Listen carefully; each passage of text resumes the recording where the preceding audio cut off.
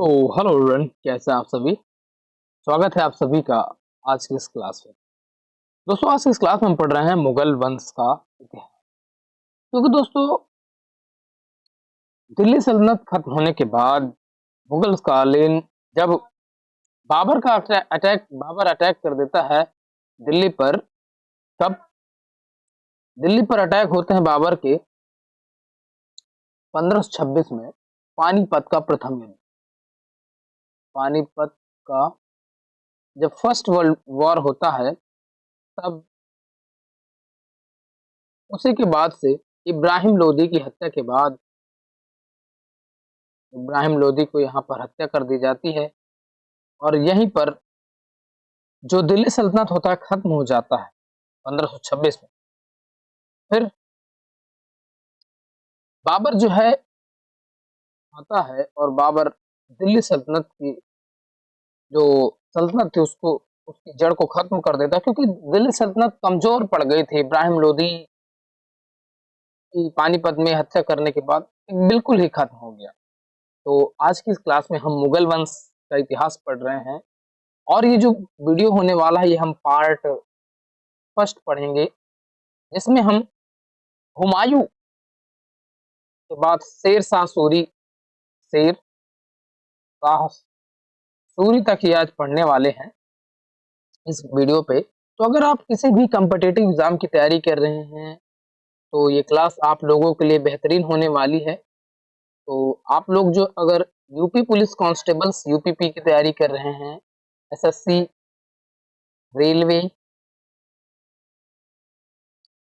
और अगर आप किसी भी एग्जाम की तैयारी कर रहे हैं, स्टेट एग्जाम्स हो या आप किसी भी कंपटीशन में ऑल मतलब डिफेंस की भी तैयारी कर रहे हैं जिसमें कि जीके जैसे पूछी जाती है, ये क्लास आपके लिए इम्पोर्टेंस होने वाली है। 1526 से 1857 तक हम पूरी संपूर्ण इतिहास को खत्म करेंगे। तो आज की क्लास में हम मुगल एम्पायर्स का जो ओरिजिन्स होता है यहाँ से 1526 से वहीं से। तो बिना देरी करते हुए आइए क्लास को स्टार्ट करते हैं। और वीडियो में आप नए हैं तो चैनल को सब्सक्राइब कर लीजिएगा, वीडियो को लाइक जरूर कर लीजिएगा। आप लाइक करिएगा या ना करिएगा, शेयर करिए ना करिए, सब्सक्राइब करने करिए, एक बार कंटेंट पढ़िए फिर आप बताइए। ये तो आप अगर आपके लिए हम इतना मेहनत करते तो करना पड़ेगा, आप कर दीजिएगा, ठीक है। मुगल साम्राज्य, मुगल एम्पायर 1526 से 1857।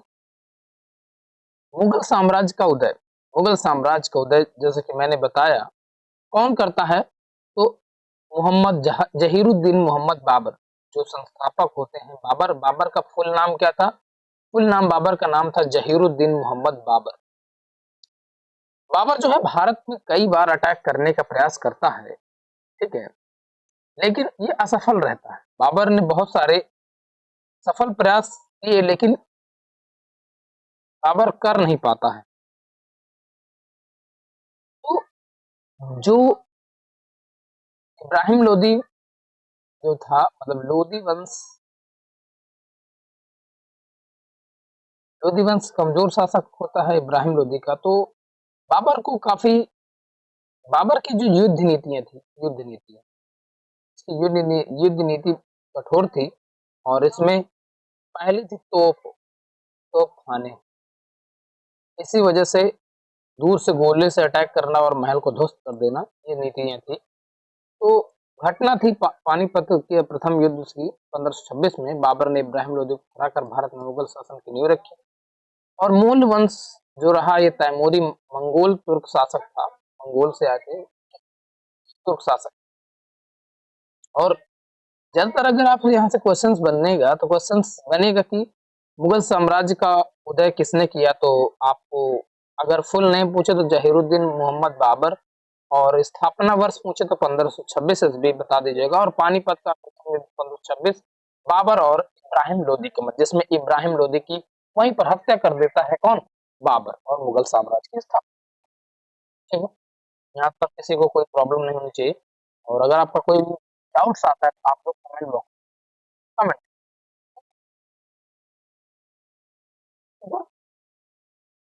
आगे मुगल साम्राज्य के आइए कुछ तो स्थापना हो ही गई है, तो कुछ शासक जो प्रमुख शासक रहे और इसके बाद उत्तरवर्ती उत्तरकालीन कमजोर मुगल साम्राज्य के बारे में समझते हैं। उनका काल आप लोग, हम इन सभी चीजों के बारे में, सभी के बारे में पढ़ेंगे। तो पहला जो काल आता है बाबर का, 1526 से 1530 ईस्वी तक चलता है। और इसके बाद हुमायूं आते हैं 1530 से 1540 में। बाबर जो है 1530 में उसकी मृत्यु हो जाती है। इसके बाद इनके पुत्र हुमायूं आते हैं, ये द्वितीय शासन। और हुमायूं के समय ही एक शेर शाह सूरी एक शासक होते हैं, जो कि मुगल शासक नहीं होते, बिहार बिहार बिहार के होते हैं, और बिहार के सासाराम में इनका जन्म होता है। ठीक है, तो इन्होंने इनको 1555 से 1556 में द्वितीय शासन में रहे। लेकिन ठीक है, अब इनके बारे में आज यही तक पढ़ेंगे। इस्लाम शाह सूरी होते हैं 1545 से 1554। और फिर आते हैं जो ये शेर शाह सूरी के पुत्र होते हैं, लेकिन 45 से 54 लगभग शासन ही करते हैं। अकबर आते हैं फिर 1556 से 1605। और उनके पुत्र आते हैं जहांगीर। जहांगीर 1605 से 1627 ईस्वी तक इनका शासन काल रहता है। वहीं शाहजहां जब आते हैं तो 1628 से 1658 ईस्वी तक शासन रहा। औरंगजेब, इसे हम आलमगीर भी के नाम से जानते हैं, 1658 से 1707 इनका शासन काल रहता है। और 90 में आते हैं बहादुर शाह फर्स्ट, जिन्हें हम शाह आलम के फर्स्ट के नाम 1707 से 1712 ईस्वी में। जहांदार शाह 1712 से 1713 ईस्वी से। फरुख सियर 1713 से 1789। मोहम्मद शाह रंगीला 1789 19 से 1748। अहमद शाह बहादुर 1748 से 1754। आलमगीर द्वितीय जो आते हैं 1754 से 1759 तक शासन काल कर रहता है इनका। शाह आलम द्वितीय है 1759 से 1806। और अकबर द्वितीय आते हैं 1806 से 1837। और बहादुर शाह जफर बनते हैं आलम आलमगीर द्वितीय 1837 से 1857। ये अंतिम मुगल शासक होते हैं, फिर पेंशन में जीते हैं यहीं पे। 1857 क्रांति में क्या करते हैं, सहयोग भी करते हैं किसकी, इनको तो पेंशन पेंशन दे करके भेज दिया जाता है। हम पढ़ेंगे मॉडर्न हिस्ट्री, तो इसका स्क्रीनशॉट ले लीजिए, जहाँ पढ़ते हैं आप लगा लीजिए। जब हम इनके बारे में पढ़ते जाएंगे आप टिक करते जाइएगा। तो आज हम स्टार्ट करते हैं, आइए। जहरुद्दीन मोहम्मद बाबर, स्टार्ट करते हैं। तो बाबर का जो जन्म हुआ था वो 14 फरवरी 1483 में फरगना उज्बेकिस्तान में हुआ था। कहाँ? उज्बेकिस्तान, जो कि 5 middle east, Uzbekistan, Kazakhstan, Kyrgyzstan, तो ये साथ में पड़ते, कजाकिस्तान के किर्गिस्तान, ताजिकिस्तान, अफगानिस्तान और तुर्कमेनिस्तान। और तो इनका जन्म हुआ था उज्बेकिस्तान में। उज्बेकिस्तान में इनका जन्म हुआ था, इनका 14 फरवरी और 1483 ईस्वी में। इनके जो पिता का नाम था उमर शेख मिर्जा था। और इनकी जो मृत्यु होती है वो 26 दिसंबर 1530 में होती है, पढ़ेंगे। तो शासनकाल इन्होंने भारत पे किया 1526 में 1530 ईस्वी तक। और 1526 आपको बता दीजिए, कमेंट बॉक्स में कई बार बता चुका हूँ 1526 में कौन सा युद्ध लड़ा था। तो वो युद्ध था पानीपत। पानीपत का युद्ध होता है। और इसके बाद ये अपने सारा पद भार संभाल लेते हैं। कहाँ पर? दिल्ली, मतलब कि राजधानी जो बनाते हैं, आगरा को ही अपनी राजधानी बनाते हैं। और बाबर ने जो है 1507 में ही, 1507 में क्या किसकी उपाधि धारण कर ली थी? तो बादशाह की उपाधि धारण की थी, ये याद रखिएगा, बादशाह। ठीक है। और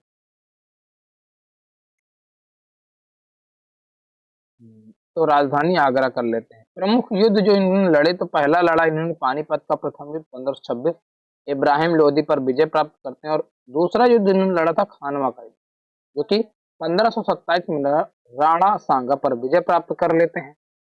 ठीक है, इसके राणा सांगा जिसमें कि विजय होते हैं। यही चंदेरी का युद्ध। तो यहाँ से दोस्तों डायरेक्ट क्वेश्चन बनते हैं, 3 स्टार मार्क कर लीजिए। यहाँ से डायरेक्ट क्वेश्चन बनते हैं कि पानीपत का प्रथम युद्ध किसके और किसके मध्य जो 1526 में हो रहा। खानवा का युद्ध 1527 राणा सांगा, जिसमें कि विजय कौन होते हैं? बाबर।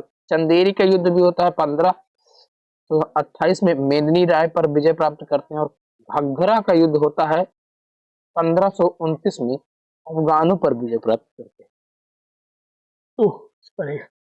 बाबर के द्वारा ये प्रमुख कुछ युद्ध लड़े गए हैं, जो ये निम्नोक्त है, आप उनको स्क्रीनशॉट। प्रमुख उपलब्धियां क्या क्या की, तो भारत में तोपखाने का प्रभावी उपयोग किया इन्होंने, क्योंकि जो इनकी ये युद्ध युद्ध जीतने का सबसे कारण यही है कि इनके पास तोपखाने, दूर से खड़े करके बस महलों में अटैक कर दो, बस ध्वस्त हो जाते, बस अटैक कर देते थे, तो बहुत सारी क्षति पहुंचती थी सामने वाले को। इसी वजह से तो इब्राहिम लोदी मारा गया। स्थापना 1556, सैनिक संगठन आधुनिक पद्धति अपनाई और इन्होंने सैनिकों को काफी संगठन में रखा। साहित्यिक योगदान इनकी आत्मकथा तुजुक ए बाबरी कई बार क्वेश्चन में आ चुकी है, कई बार स्टार मार्क करके रखे, तुजुक ए बाबरी, ठीक है, के नाम से भी जाना जाता है, तुजुक ए बाबरी। इन बाबर की उदारता के लिए इनका एक नाम है, उदारता के लिए इसका एक नाम से पुकारा जाता है, कलंदर की उपाधि दी गई थी। उदारता, कलंदर, कलंदर एक क्या उपाधि है, अच्छी भी करेगा। कलंदर की उपाधि किसे दी गई, तो वो बाबर को दी, ठीक है। बाबर ने उस पर लगाया, वो मिठा तगमा नामक, नहीं नहीं नहीं, बाबर ने मुगल मुसलमानों को तगमा नामक कर सकते, तगमा, मुक्त किया, लगाया नहीं, मुक्त किया था, सॉरी, तगमा नामक से, ठीक है।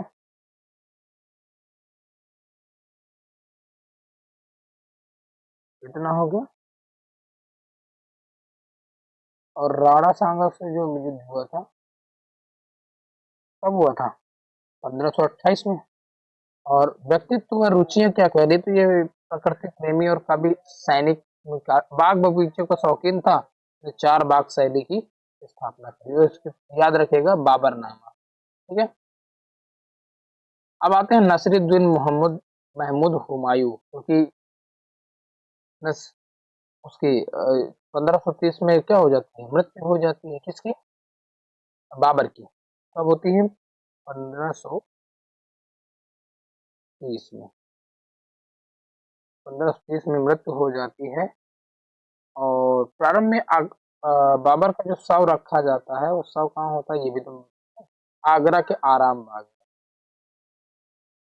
आगरा के आराम बाग, ठीक है, याद रख। नसरुद्दीन नसरुद्दीन महमूद हुमायूं, हुमायूं का शासनकाल समझते हैं। हुमायूं का जो जन्म हुआ तो 6 मार्च 1508 ईस्वी में हुआ था, और शासनकाल जो उनका चला 1530 से 1540 ईस्वी तक रहा। लेकिन 1555 में और 1556 में ऐसा क्या हो गया, ये बिली बिली भटकने लगे, बिली बिली समझ रहे हैं दोस्तों, भटकने लगे। पिता का नाम बाबर है और राजधानी दिल्ली और आगरा रही, और वंश मुगल तैमूर रहे। इनके साथ एक प्रमुख घटना घट गई थी, उस घटना का नाम है 1530 में, वो 1540 का कन्नौज बिलग्राम का युद्ध। शेरशाह सूरी नामक एक शासक होता है, काफी खतरनाक होता है। ये क्या करता है, दिल्ली पर अटैक कर देता है, मतलब हुमायूं पे, और ये हार जाते, बुरी हार हारते हैं। बहादुर लड़का था शेरशाह, नाम ही शेरशाह है। तो इसमें इसकी इनकी पराजय हो जाती है, हुमायूं की, हुमायूं की पराजय हो जाती है। तो लगभग ये 15 वर्षों तक निर्वासन, मतलब ईरान में सफवी शासकों और तहमाश की सहायता से क्या करते हैं, पुनः अटैक करते हैं 1555 में, और भारत में पुनः जो अटैक करते हैं मुगल सब।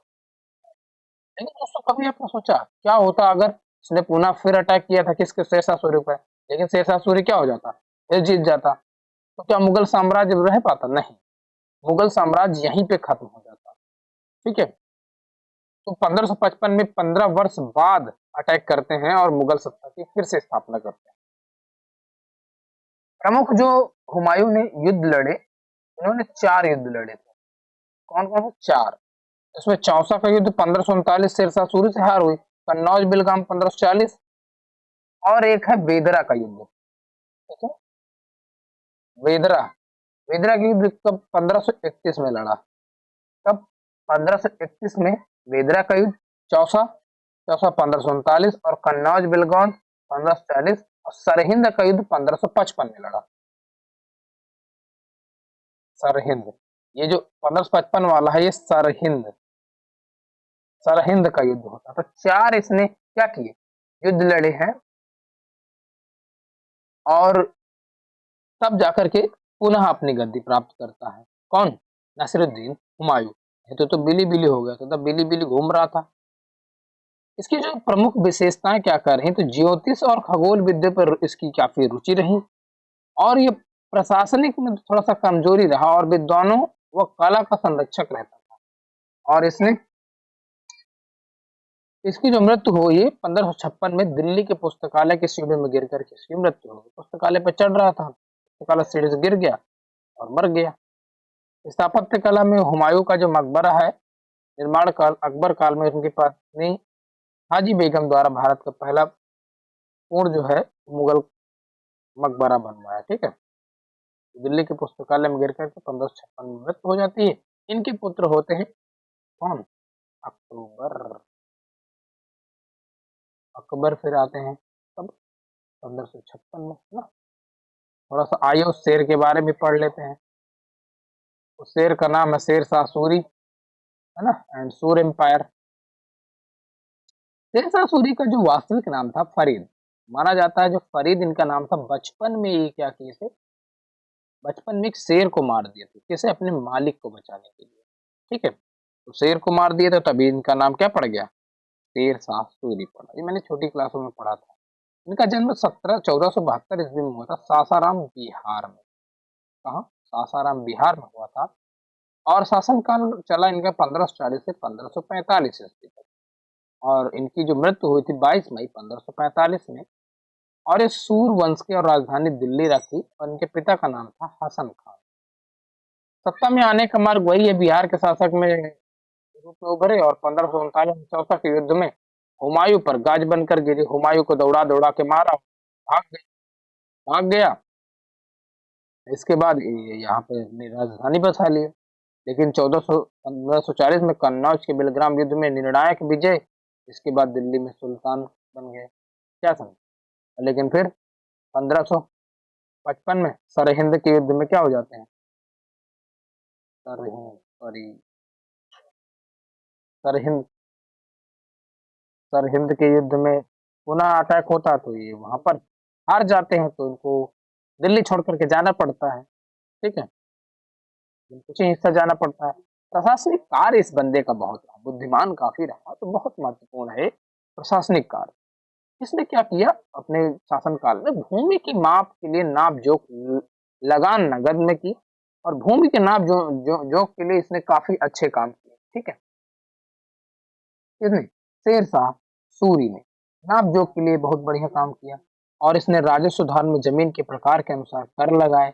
सड़क निर्माण, ग्रांड ट्रंक रोड जो कि अब जीटी रोड है, वो बंगाल से, कहाँ से, बंगाल से होते हुए पेशेवर तक जाती है, ग्रांड ट्रंक रोड का निर्माण करवाया।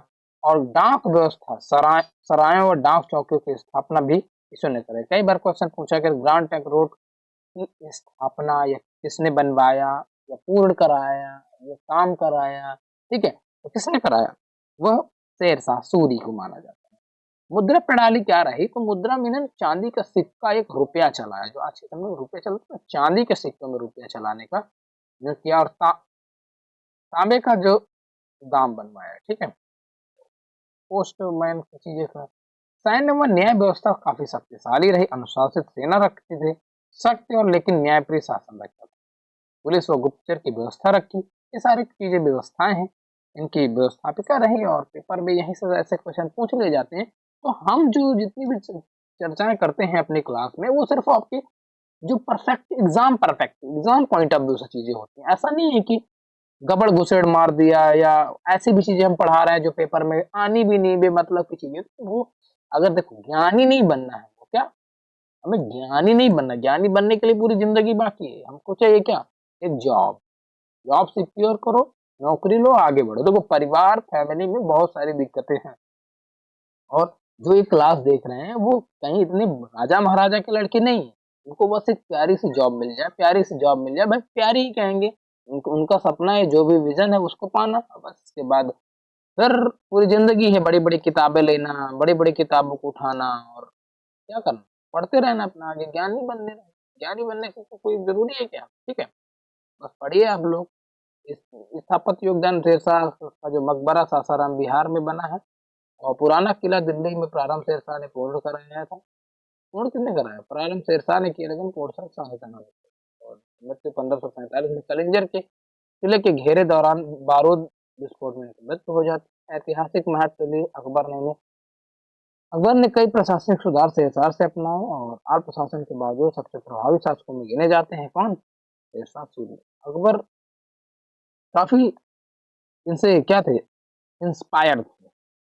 तो अकबर का काल वो होता है 1556 से गद्दी पे बैठते हैं। अकबर के बारे में हम नेक्स्ट क्लास में तब पढ़ेंगे। ठीक है, तो आज की क्लास आपको कैसी लगी? देखो, छोटी क्लास है, ज्यादा आप छोटी क्लास इसलिए लाते हैं कि आप अगर लेटे लेटे घर में बैठे कहीं भी कैसे भी पीडीएफ से पढ़ रहे हैं, या मोबाइल खोल करके पढ़ लीजिए, ये क्लास आपके लिए बेहतरीन है। और इतना पढ़ लेंगे बस हो जाएगा यार, परेशान मत हो। और भी चीजें पूछी जाती हैं। देखो, जीके जीएस में ज्यादा पढ़ने की जरूरत नहीं होती, ज्यादा पढ़ोगे भटकोगे, इसलिए भटको मत, जितना है उतना कंफर्ट इतने से आपको सिलेक्शन है। चलिए, क्लास आपको कैसी लगी कमेंट बॉक्स में कमेंट कर दीजिएगा, और ऐसी क्लासों को देखने के लिए हमारे यूट्यूब चैनल को सब्सक्राइब कर लीजिए, वीडियो को लाइक